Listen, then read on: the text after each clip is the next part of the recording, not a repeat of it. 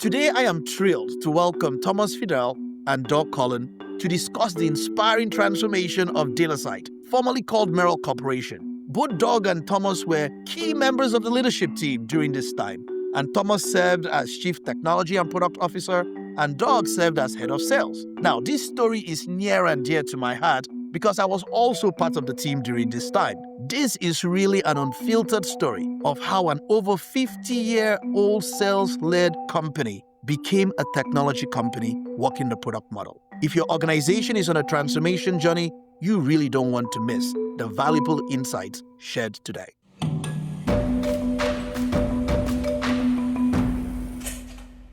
Doug, Thomas, welcome to Product Therapy. Great to be here. Thanks for having us. It's fun to be together again. Indeed. This is like bringing the band back, and I'm super excited to be talking to you about this. We profile the Datasite story in our book, Transformed, but I want to be very clear. We are getting the inside scoop from both of you. Now, maybe start with the end in mind and maybe judge it on the results. What the heck did you get out of this transformation? The journey's been pretty amazing. Transforming is really hard, and when you get it mostly right, it's really worth it. We're pushing things at just crazy rates. So I think from a financial perspective, from a profitability, equity, value creation standpoint, I also think just the people, right? The people, the teams that we've had. Look, we're still hanging out, and you all left me a while ago. And many of the original crew that did some of this transformational work are still here. So I think there's a reason for that, right? I don't know how two of you still happen to keep your hair. I tell people if you go through a transformation, you're either going to get gray hair faster or lose all your hair. These are signs that you actually did the work. But Thomas, when you reflect back on this, was it worth it and why? Yeah, look, those first 6 months were rough. I was not sleeping that much. I wasn't seeing family that much. It was full on. But it got better and better over time. And what happens is, as you get empowered teams, you start to see people grow. And you start to see them excel, and you start to see people surprising you with what they're coming up with that's way beyond what you would have come up with. I've always prided myself in being a pretty smart, quick guy. But when I see teams coming up with things that I never would have dreamed of, that is like the most gratifying thing that you can possibly get. So what I loved about it, Doug did such an amazing job of describing the impact financially, both revenue, the result the shareholders got, which is absolutely outstanding. It is the best investment that those shareholders have ever had, and they may never get an investment that performs that well. The psychological part of it is the joy of winning together, the joy of being on a team that wins together, the lessons that you learn about collaboration, the meaning that I take from learning how to be a better collaborator with other people, how to work better with sales, how to enjoy creating trust, what it truly means to foster relationships. These are the things that they don't fit into a cell on a spreadsheet, but man, they are valuable. And boy, do they have an impact on your life in a very positive way. So maybe frame for me the story of you arriving. Doug, you joined Merrill Corporation, now Datasite, before Thomas. What attracted you to the company and what did you see?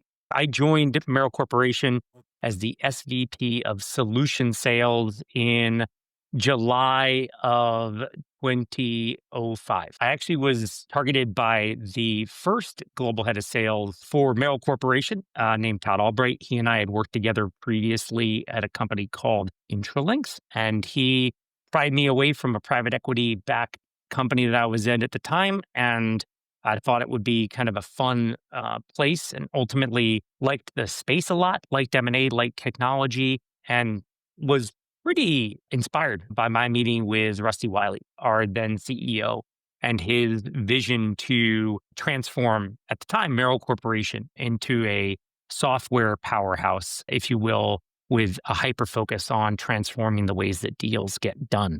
Okay.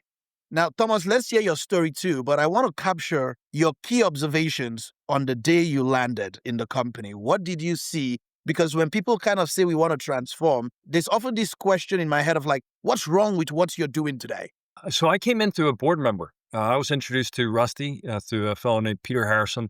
I had worked with Peter before. He was the CEO of a company where I was the CTO. Met Rusty, thought that he was fantastic, and bought into his vision of what could be done with Merrill. So the first day I get to Merrill, we're driving and we keep going and going, and we're not going into the heart of downtown. We're going to this place called Industrial Park Drive, and we're there, and I'm seeing all these industrial things, and then there's the office, and I'm like, what is this place? I go into it, and there's this old, like mustard-colored walls that remind me of like maybe a place from the 70s. If you went into where people worked, this wasn't what you'd think of as like the Silicon Valley, like bright workspace. This was a place where if you were in the middle in the cubicle form, there was not a single drop of natural light.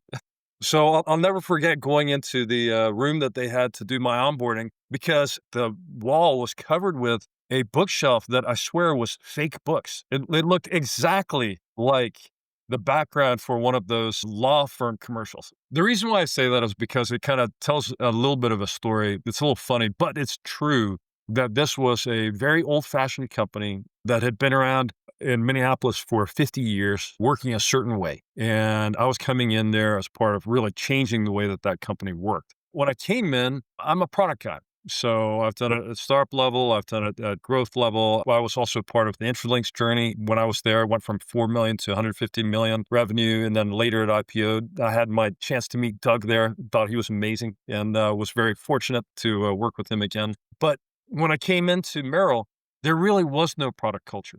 So as a matter of fact, what they did is they took part of what was the IT team and they carved it out, and they said, hey, Thomas, in your role as chief product officer, this is going to be your team now. So this was not a team that was delivering the way that a fast-moving company delivers. This was a team where if they were lucky, they would get a quarterly release. And the people in the company were very unhappy about what was happening with the product releases. They felt that the company simply wasn't innovating quickly enough to give, in particular, the sales team things that would spur their new sales. Yeah, this is an interesting observation. And Thomas, you were the very first chief technology, head of technology, was kind of mostly internal facing in the company. Doug, you're coming as head of sales. I kind of want to frame this question as obviously Rusty is coming in as a new CEO. He wants different outcomes. But if I was kind of asking, what was the real motivation to change? Why now? I believe it's a lot about the people, right? So the leadership, the people, and that desire and willingness to change. Rusty identified an opportunity that he felt that there was a crown jewel within the Merrill Corporation portfolio that was Datasite. Datasite existed for a long time. It was a highly trusted and valued software platform for doing diligence online, but that was one of many parts of Merrill Corporation. I think at the time there was something like 11 different operating divisions. And what Rusty expressed to me during the interview was that he saw the opportunity to basically do divestitures and sell off those parts of the company. And what he was trying to achieve with that, or what we were trying to achieve with it, was really as I said, more of a moving from a people-oriented, lower margin set of businesses that had been acquired and bundled together into a more streamlined platform for capital markets. And platform in the sense that, Google is a platform, or Microsoft is a platform, or Meta is a platform today. And so he really saw this as an opportunity to take what we had, which is an incredible brand, a trusted brand, and build a connected series of applications to solve various problems throughout that capital markets deal-making space. And so it was a vision of consolidation, divestiture, increased profitability, increase scale, and ultimately transformed to be a much bigger software-oriented, equity value creative platform. And so it was selling off a translations business, selling off a legal technology services business. It was selling off a business that made tchotchkes, like you would go to a business. I mean, they had really bought a series of these court reporting business. And at the end, we felt that there was a really solid foundation to build something, but it really took, I think, Rusty's vision, and then ultimately the team that came together, which, partially was where from a technology standpoint began when Thomas came on board. Thomas and I only overlapped for like a year, but we had a great mutual respect for each other, a bunch of people that we both value that rate each other highly. And my response was, that's the type of leader that I think we need to get things going here at Datasite. We kind of realized and transformed it, but as a very tightly aligned set of leaders that believed in the right way to build a business and the way to run a company. I love this. And I want to summarize or frame because Thomas actually brought me in to consult with Datasite to kind of do an assessment of where you were on your product journey and where those gaps were. And, I was kind of looking through my notes of my very first, and I spent time interviewing many leaders in the company, trying to discern where the company was. And this was an over 50-year-old company, probably described as service-oriented, like services-based company, people-centric in their services, relationship-based, very sales and service-led in terms of how decisions were made. What problems or direction or what directed the activities people did were driven by demands of customers interpreted by sales and service in the company. Also very old legacy technology and infrastructure, not an innovation engine, could not compete. There were also these external threats, with in areas of the businesses with new entrants in technology from companies either in the IPO business or modern enterprise file services companies. But really some significant strengths in the company, just deep-rooted relationships internally and with customers, high amount of trust in the service organization. So very quickly, it was clear that there were significant things that had to change in how the company builds the infrastructure, the architecture, the technology it used. There were clear changes in the people. You were solving problems through big projects that were funded top-down and big bang. And like I mentioned before, a lot of things were reactions to customer needs or top-down or outside in. So I could understand why they needed a technology leader, and they kind of brought in Thomas. And I'm framing this out because, Doug, you were over sales. And for lack of a better way of framing, the sales organization had all the power in the company. They were the drivers of what are we going to do next? Sales says our customers want this. They kind of respond. Thomas, you are now brought in as the very first time the company is having a product leader, a technology leader. You see what some people might call a lot of opportunity, but also a lot of things that are broken. Thomas, let's start with you. Where did you start? What were the first things you needed to do on this journey? First thing, understand the people, get to know the people, go deep. So I spent a lot of time based in Austin, Texas, and headquarters for Merrill, now Datasite, was in Minneapolis. So I was traveling up to Minneapolis, spending a lot of time there, getting to know people and really getting an assessment of who it was that I had in place. And what I realized was that I just didn't have people that had done product before. And the way I usually think about it is, hey, do I have the raw material? Can I coach these people to become great product people? Because I think sometimes it makes a lot of sense to make an investment in people in order to bring them up to the point that they can be great product people. Unfortunately, in this situation, I really didn't have that time. So Rusty had been very successful in getting the board to commit to a very significant investment in building technology. And Rusty was fantastic about just saying, hey, Thomas, run with this. So you come up with a vision. You come up with a way that we're going to do this. And Merrill had done everything in kind of a very old-fashioned way before. So I remember way back when Doug and I were both at Intralinks, they came out with a product that looked like a very familiar piece of technology. Back in the day, it looked like an early version of Microsoft Outlook. And at first it was kind of like, oh my gosh, this is something that's familiar. People understand this. This is like a true competitive threat for us.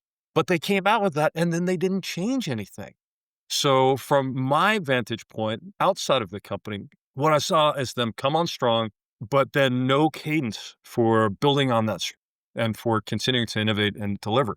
So what had happened is they had built this very monolithic technology, and they did not build a great product discipline within the company with great product people. So candidly, I remember coming back and talking to my wife about the changes I had to make organizationally. And I got some good insight from a person that had been a consultant for me before our team really started hopping. And they said, hey, you should consider wiping out the management layer. And I did that. And it was terrifying. I wiped them out and I started from scratch in terms of the management. There were people in the organization that were good, that had the potential to be great product managers, to be a great designer, to be a great architect, to be a great engineer. But the people at the top did not understand what they were doing and did not empower them. So I knew where I wanted to go was candidly a modular organization with squads, groups of people that could be empowered. And I was inspired by Spotify's model for building product.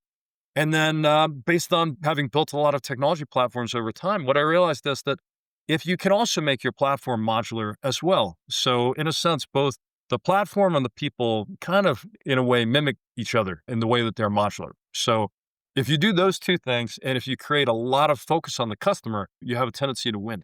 There were a lot of challenges along the way. I'll never forget my first board meeting. I went in and I had a slide deck that was way too long, probably 70 slides that described the situation, where I was going, and the eyes were all glazing over. I got a call later from the guy who had been sort of the original chief product officer and had built up the M&A part of the business. I remember him saying to me, I told him you were the right guy for the job. I was like, wow, how close a call did I have?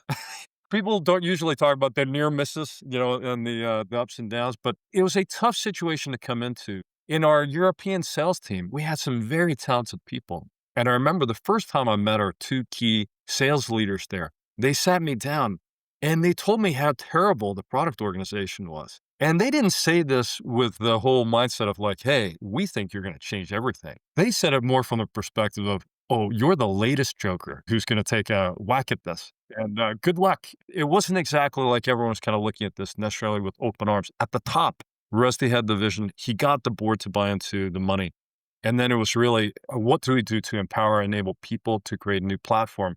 And having supportive people on the sales side, Doug in particular, was incredibly helpful to maintain momentum and excitement, even when there's not really a lot to show in the early days when you're building organization and you're building platform. Thomas, I have two quick follow-up questions before I get to Doug here. First, you kind of mentioned Rusty, who was the CEO at this time, got the board to make a significant investment in technology, in infrastructure, in building a product organization. What was the pitch? How does a leader convince a board that this is the right thing to do? I mean, I think many people want to know, how do you make a pitch for something like this? So if you think about the value of a company, you can often look at the value of a company as being the sum of its parts, but you may look at each part individually. The typical rule of thumb is that for technology-based businesses, they have a much higher valuation than an equivalent revenue service-based business. So if you looked at the portfolio of businesses that Merrill had, candidly, I think Rusty was very clever at looking at, hey, what is our strategic position with each element of this portfolio? So for example, one of the biggest and actually the longest part of the portfolio, what was called the financial print business, had been disrupted. And candidly, it had been disrupted by a product model company because a company called Workiva that happened to be coached by Marty Kagan came in with a disruptive way of dealing with financial print. So what had worked in the past, we're going to rent conference rooms. We're going to put a bunch of people in there. We're not going to let them out until this regulatory document is done. It's super important. Had been replaced by collaborative technology that allowed people to work together, across time and space. And that was thanks to, the founders of Workiva and Marty's help along the way. So I think what Rusty did is he looked at the business and he said, hey, there is a software service play here. If we emphasize that play, as Doug said, if we can eliminate the old parts of the business, get rid of that drag and become very focused, we can create value. And that's exactly what Rusty executed on. So that investment was really used to, at the end of the day, create an incredible, the highest return that the investors had at that point in time. I like that a lot because you're calling out the excitement of the potential rewards of transformation, going to a board and saying, if we become a technology company, we can increase our return of shareholder, increase our valuation than if we were a service-based business. Okay, so I like this a lot. Second question, and then Doug, I'm coming to you here. You talked about wiping out your management team and restarting this again. This requires a whole amount of courage. What drove that courage? Oh, that's such a good question. I think early on in my career, I started a business, which took a lot of courage to do that. I sold it to Intralinks. I came on board when Intralinks had 0 technology people. I built the team up from there. And something I learned along the way, which I would say to my kids, is challenges will always come up. And the best thing to do is to take this mindset of somebody has to solve this challenge. So why not me? And I think about that with humility. I don't think I have to solve that challenge alone, but I think, hey, I can put a leadership plan forward. I can get the momentum going. And then if I'm good about enlisting, the great and talented people that I work with, then we can win together as a team. So if you boil it all down, all I really care about was winning as a team. I don't consider myself to be that important in the journey. I think about the team as the most important thing in the journey. So having Rusty, having our CFO, who, at times was a gruff and, sort of difficult to work with CFO, but a very smart guy that I value very much. Doug, if you can get help from the people around you, then that helps you to be bold in terms of your leadership because you realize you don't have to go it alone. If you're winning together, that's the thing that matters. All right. So Doug, I want to play the other side of this because as an organization, like I kind of mentioned, in some ways, this was a sales-led organizational culture. You are hearing your CEO say, we're going to give a lot of money to another group. We're going to carve out part of the organization. We're going to empower them to go make us a tech company. Maybe give a lens at that point in time. What was the reaction of the sales organization? How did they gain the trust of the product team or the product team gain their trust? What were some of the questions, concerns? What were you all thinking about the transformation or objections you may have had?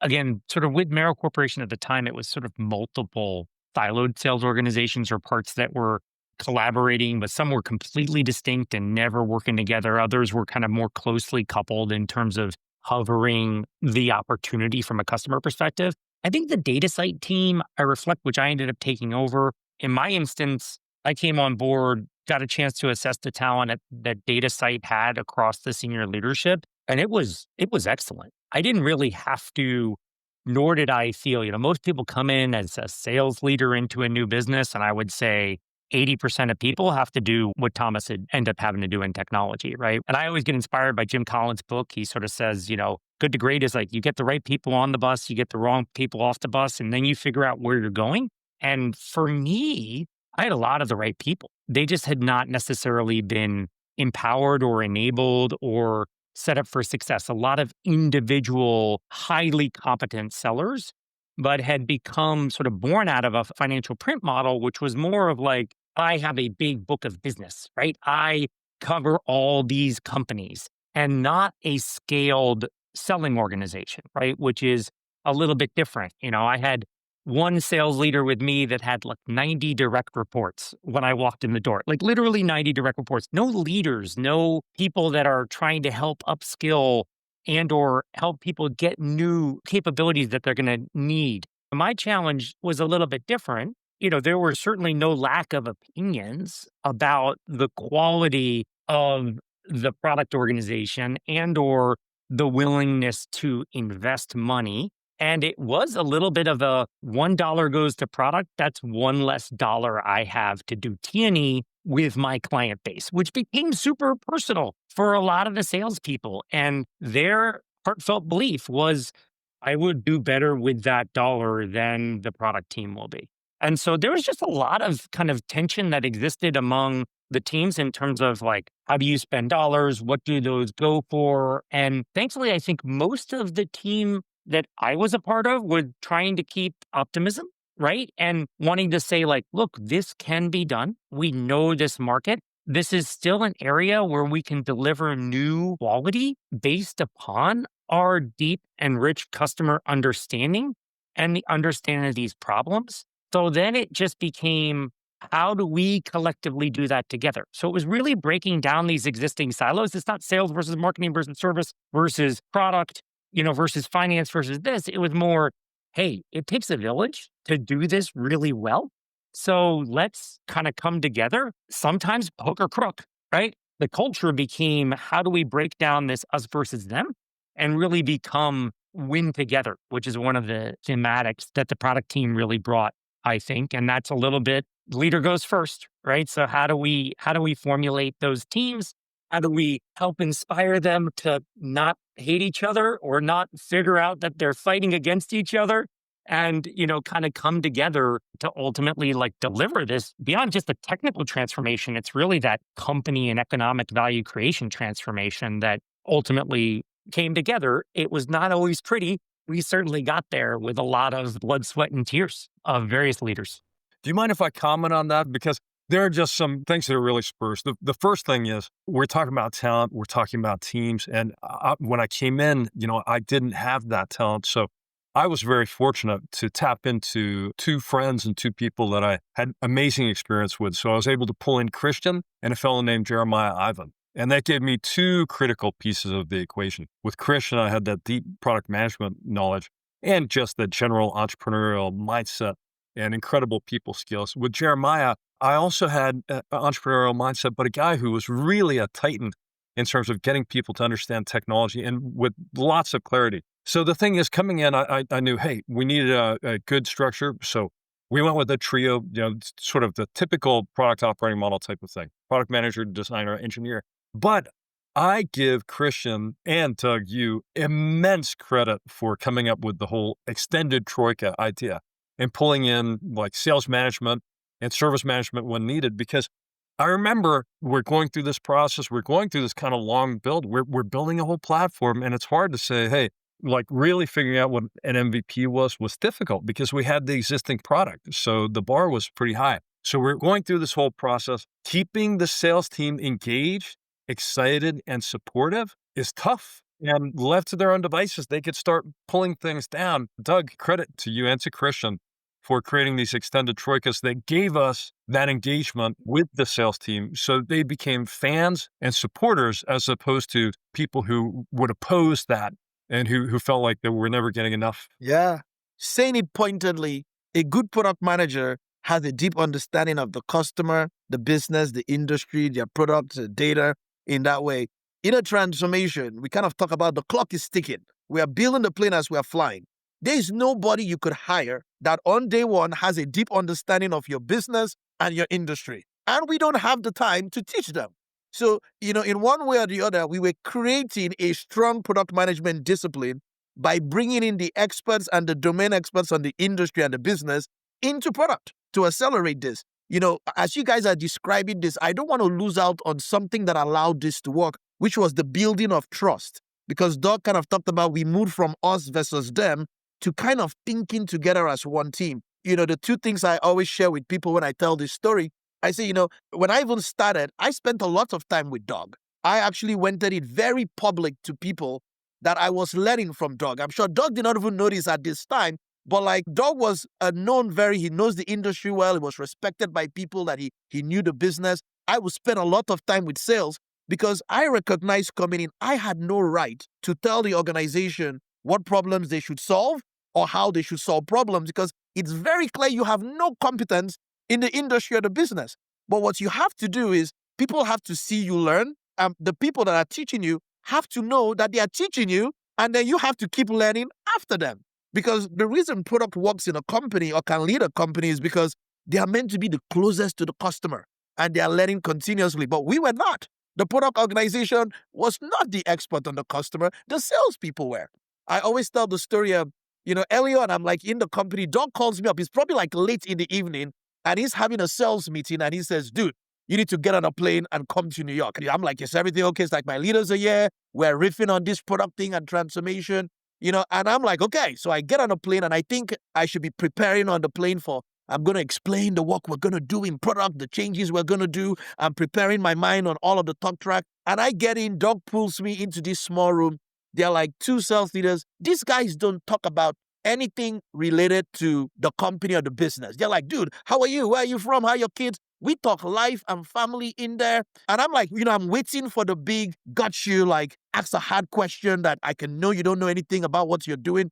And they kind of finish and then they go back and join the group. And I had this sales leader talk to this other leader and he's like, oh man, yeah, this guy is cool, man. It's okay. And it's almost like there is a fundamental trust in a transformation, which is forget the process, do I trust you enough and your intention that I am willing to even give you a chance to fail, give you an opportunity to try. I kind of want to call out this because I don't want people to feel like building of the trust happens magically by product going to sales and say, trust us with a transformation. It's earned and it has to be renewed almost every day by your actions. Kind of okay, we gave you a shot. Did you deliver? And Doug, it wasn't always that pretty. Maybe you recall some stories or instances where products either lost the trust of sales and we had to renew them, or when there were expectations not met on this journey. But maybe share more, if anything comes to mind, about how we changed how we work together. We moved from sequence, top-down, handoffs to collaborating together. It wasn't always organic. It wasn't natural when with service. Are there things that come to mind about how that journey happened? Yeah, I mean, look, just a couple riffs on those points. I mean, one was, yeah, Thomas brought you guys in, you and Jeremiah. I remember meeting you both for the first time at a bar in Loring Park, which I had no idea where Loring Park was. And, we sat down and we broke bread for the first time. And then it sort of comes to the normal time of the evening where you sort of start to go to break. And dear Jeremiah, says, hey, look, why don't you guys come back to my house? And he grabbed the to-go salad for his wife. And I think we're actually all about the same age, right? I think we're all like 74, 75, 73 babies.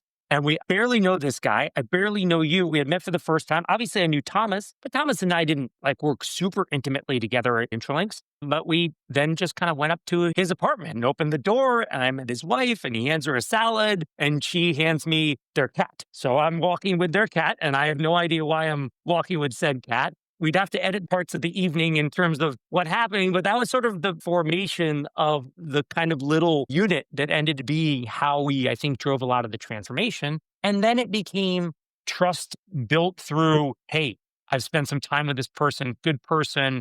We have a lot of in common. We all have the same goals. And then each kind of chain, if you will, is a new relationship. And that gets stronger and stronger. Then you start to have these relationships that come together, the trust. And that allows you to get through the inevitably difficult times. I will tell you the most difficult time, because I almost remember it as if it were yesterday. But as mentioned, we built a new platform. And our platform, by the way, did M&A deal.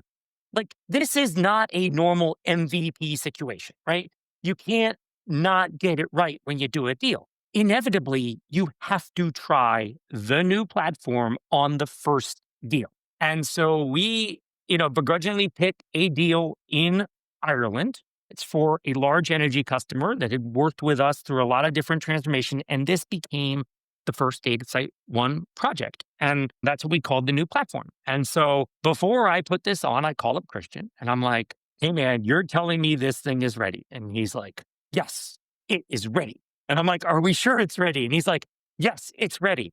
And I'm like, great. So I call up a woman by the name of Holly Arts, who runs our customer service organization. And Holly, I'm like, Holly, I need you to be the project manager for this. I know you haven't been the project manager, but I'm really nervous about this. This is like our first inaugural mission. And it feels like we're flying to the moon. It's not like, we're just flying up and letting it down. Super high stakes environment. And we all kind of hold hands and we roll this thing out. And it's for a financing deal. So a relatively low bar for a capital markets transaction. So not a full-on asset sale. Next thing I know, I'm walking down, I get a call from the sales rep that covers the Irish Bank. And he's like, I just got off the phone. And let's just say I've learned a whole bunch of new words from my Irish customer about how not only is this platform not ready, but this platform is nowhere near ready. And so we put everything into this thing. We kind of fall on our face. I mean, candidly, it was a big bucket of cold water dumped on our head. We thought it would be kind of good enough. We hoped it would be good enough, and it wasn't. And the customer was the judge. I mean, ultimately, no matter what we do, we have to put it in the mind of the customer. And the customer said, not only is it not ready, it's nowhere effing near ready. And that was really tough to hear. I felt horrible. I felt like I was sort of letting everyone down, internally, externally. Are we ever going to get there? And, I think ultimately I phoned you guys up and we got together and it was sort of like, okay, what are we going to do? I mean, literally, I think within a month, we pulled the whole company together, or a big part of it. We met at the Lowe's Hotel in downtown Minneapolis. And we sat there for 3 straight days going through, what do we need to do to get this thing launched? That was in July. We went product live October 9th of that same year. And that was a little bit of a woodshed moment. You never know if it's going to come together. And I don't think any of those people have been in that room together ever. And we came together and it was like, we got to get this done. It was not the most friendly. It was not the most amicable, but we came together. And I think a lot of it was because we were okay to keep going. Many companies, I think, honestly, would have folded up the freaking tent and been like, we can't pull this off. I'm sometimes amazed we didn't, right? But we kept it going and the teams were willing. I have another colleague that sort of talks about the culture bank, right? And you put funds in the culture bank. And so then sometimes you have to withdraw funds from the culture bank. And this was a withdraw funds from the culture bank moment. And thankfully, we had put a lot in there. And so we could withstand a really bad first product experience. We learned a ton from it. I'm glad almost that it happened because I don't think we would have really come together in quite the important way that we did. Because I think we had underestimated a little bit what could be an MVP. And, that's understandable. It's not easy to get that stuff right. It's more, how do you react with that kind of egg all over your proverbial face? And that was like an example of something that was pretty hard to go through, right? And I view it as a critical step on the journey.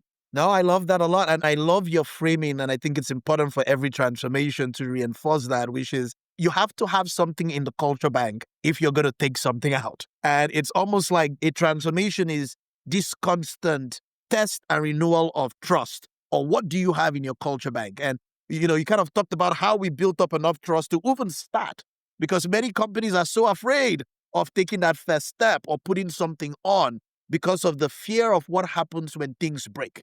They don't have anything in the culture bank to make a withdrawal if something breaks. And you're kind of establishing we had enough to pull us together. And maybe that break actually forced the issue of us coming together. But I think it's important to know that I don't think till today, the culture has stopped coming together. It's almost like there were sales and product locking themselves in a building for 3 days to build a product together. And the company did not ever stop, because people think it's like many companies have spikes of greatness where they like transform for a moment to rise to come to a threat, going to work together, and then they go right back to the way things have always been afterwards.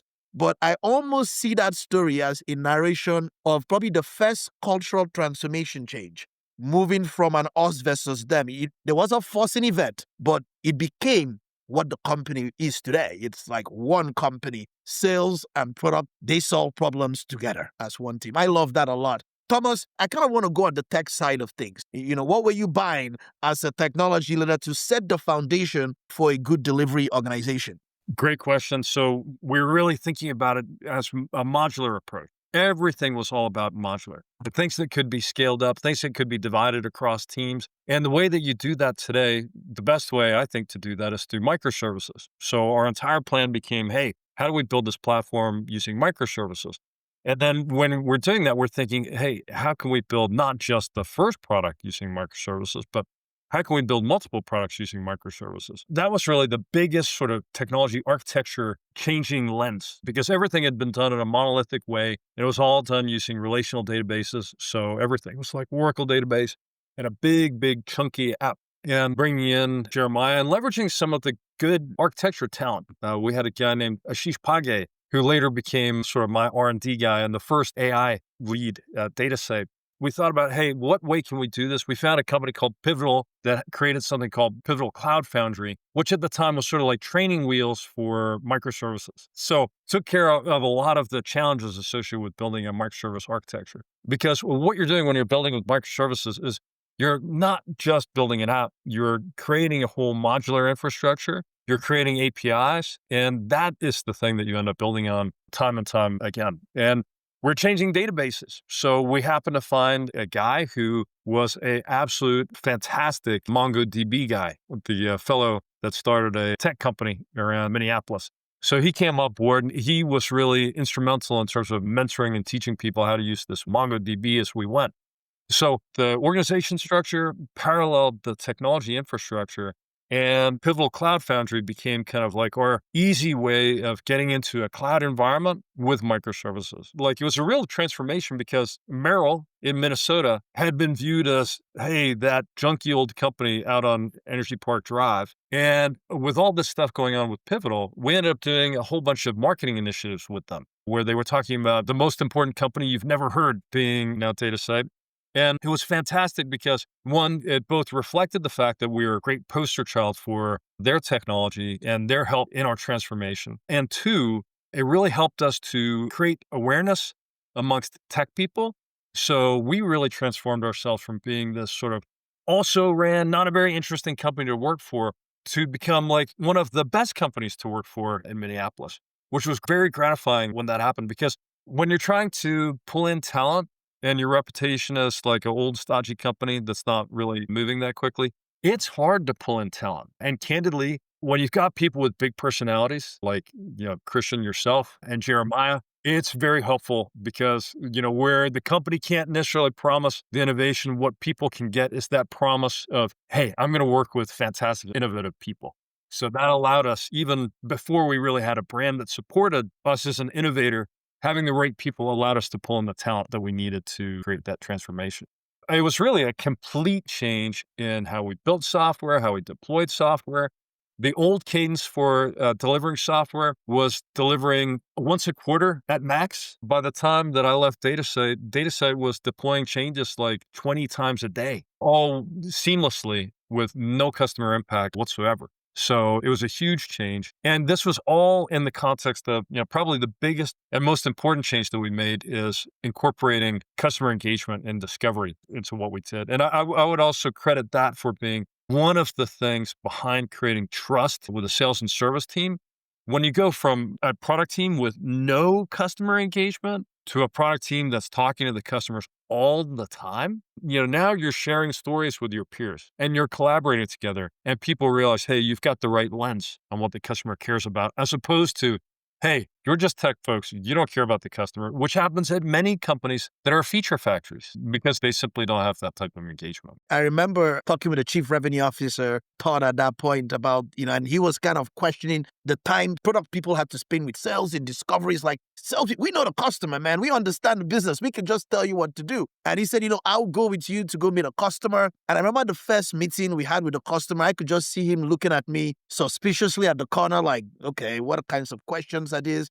And we come out of the meeting, he's like, all right, we'll go to the second customer meeting. He just kind of had this disappointment, like, this is what discovery is. And we're in the middle of the second meeting, we're talking to the customer, and he just like hits his head on the table, like, okay. And he's like, please, carry on, carry on. I'm like, okay. So we finish going, we come out of the meeting, and he's like, dude, in the first meeting, I was like, man, these product people are clueless, man.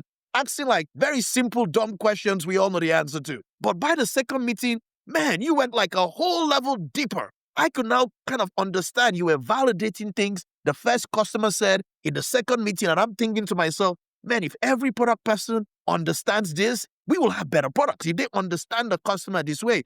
And he championed an early product tour where, it's like, you got to go to every office. He called all those sales leaders and said, hey, you've got to welcome the product team. I mean, these are the little things in transformation stories that people don't talk about. There's a trust in the journey of transformation in winning hearts and minds of key leaders that you have to continuously do. But it's reinforced because the product teams have to demonstrate a good knowledge of your customer and business to continue to earn the trust. Yeah, that was certainly a new muscle for us. I joked it, at some point, discovery almost became a dirty word. We're using it so many times and so few people really understood it. And what I believe is as important as anything to running a great product company is you've got to be able to do really good customer discovery, and you've got to make that go to work for you. Like, in other words, it's easy to go and meet with the customers. And that is what I think the previous experience with product teams had been at Merrill Corporation. It was like, you come to town, you do a bunch of meetings, you ask a bunch of questions, you find out a bunch of stuff, and then you just go back and do whatever the hell you want to do anyway, and not actually deliver against what you heard from the customers. And so that next level muscle is probably what I think separates like good product companies from great product companies, because some companies will get the discovery muscle, but how do you take those insights right? Bring them back into the complex organization that is a modern product and technology org. How do you prioritize that? How do you bake it out into appropriate sprints, right? How do you release that into subsets of customers, based upon feature flagging and or availability to different cohorts in order to learn early but not overexpose it so that you can hit that magical rhythm of getting the customer discovery, hearing the impact and the pain, and then delivering with that. Because the magic moment is when we get to go back to the customers and say, hey, look what we have now. This is only existing because of meetings with people like you.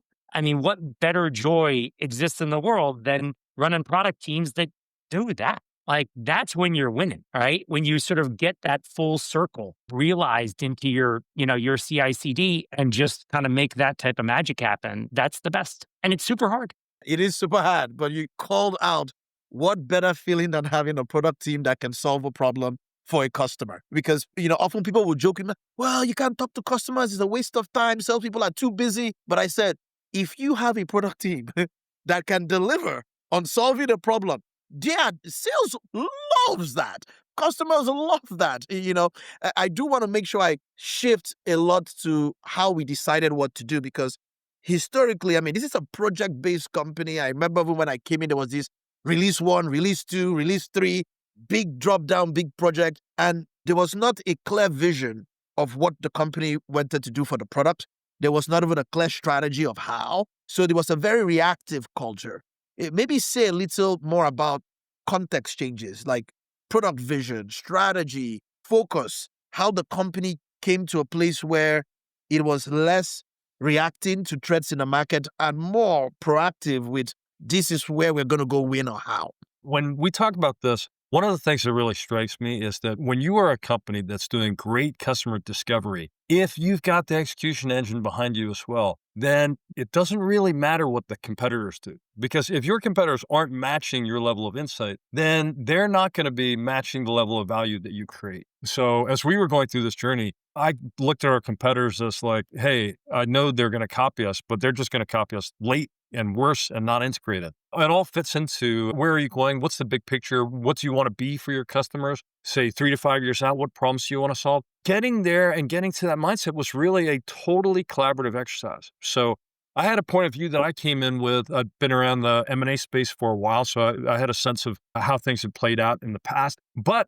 I also had amazing, smart people that I worked with, like Rusty, our CEO, who had a point of view about things, Doug, Christian, and what kind of started to take shape. I looked at it really as something that kind of emerged out of a lot of collaborative conversations was this M&A lifecycle solution. So we had built a platform and we had one piece of the M&A lifecycle, this specific piece, very important piece, making your decision on the M&A deal as part of the due diligence piece. Nothing is more expensive than an M&A deal. It is the most expensive thing that can be done. So the stakes are high when you're making a decision. So we had a great place that we were starting from. But then the question became, hey, what is it that we can become? And the idea was we can become this solution that handles every single part of the M&A life cycle that will take you through an M&A to the point that you're integrated, to the point that you're operating really well, to the point that maybe you're starting to look at other companies that you're going to buy, or to a point that maybe there's time to realize the value that's been created in you, to the point that you're getting ready for diligence, to the point that you're doing diligence again. So that was the short synopsis of the vision for the M&A lifecycle. And then the strategy was, how do we go earlier in the M&A lifecycle? So how do we get involved and start adding value and start solving customer problems well before you get to the point of diligence? So we're in there and we're working with them early. And I think many people take for granted what shifts have to happen in a company, because when you have a project company, you're dependent on roadmaps. You're dependent on dates. People want to know what's coming next. And when you start to work in a product model, you're challenging people to think a longer term of like, these are the problems we're going to solve for these people. And they're like these big things that will require us solving, building many things. And the idea is you're kind of saying, we don't know all the little things we have to build, but we do know the kind of world we want to create. We want to be in a life cycle, help people make better decisions, help people process a deal, maybe help people on the board level. And this has been fantastic to see the company live out that vision, I tried to frame where the journey began and where the journey is today. And we just cut the last 10 years of the journey, not thinking of a company that was over 50 years old when we all joined the company. But, you're moving from single digit growth to double digit growth. You're moving from a service company to a tech company. You're attracting talent, a great place to work, employee satisfaction, the culture of empowered teams. Doug kind of called out what I always call true agility. You're like, you can compete. Companies acquiring other companies in the space. The company is becoming, titan out of its own. It's creating a different identity in the Midwest of a true technology company.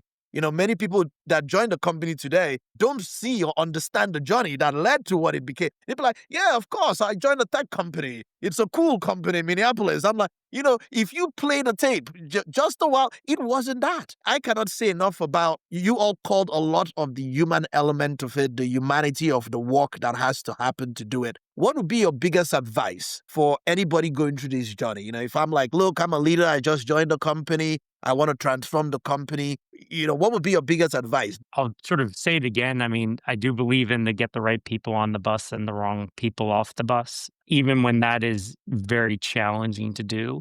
That's a big part of it. Force some collaboration, force some trust building, and sort of, I think, outside of the business area.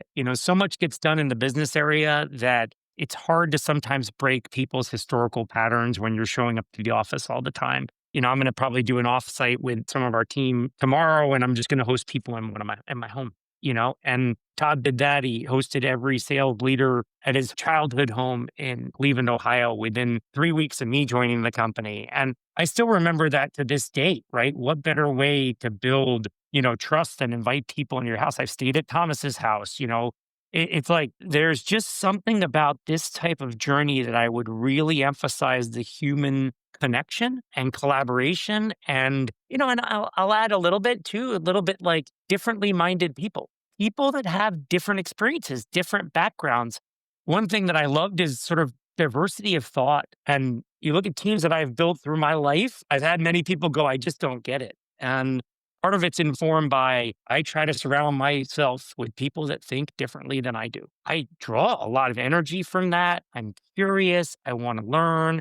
And so embrace the diversity of thought. Don't try to create your own monolith, which is like-minded people doing like-minded things in like-minded ways. Those would be just sort of things that come to my top of my mind. I think in transformations, you got to have some of those elements because those are pretty helpful or have been for me. Yeah. Thomas, what about you? Doug, very well put. The trust, connection, finding common ground, finding things that unite you and things that allow you to connect, regardless of what team you're on, whether you're in sales or whether you're an engineer, is super important. And that, to me, almost inevitably, you will find something that you have in common with somebody else. It might take a little digging, but there's always something there. And if you can find that, then life is a lot better. I totally agree about collaboration. I've always felt that you're a lot smarter if you're getting other ideas on the table. The times that I've had people on my team where I've thought, well, I really don't agree with them, but then I get some insight from them that I would never have if I didn't have someone with a different perspective and a different opinion than me. I find it incredibly valuable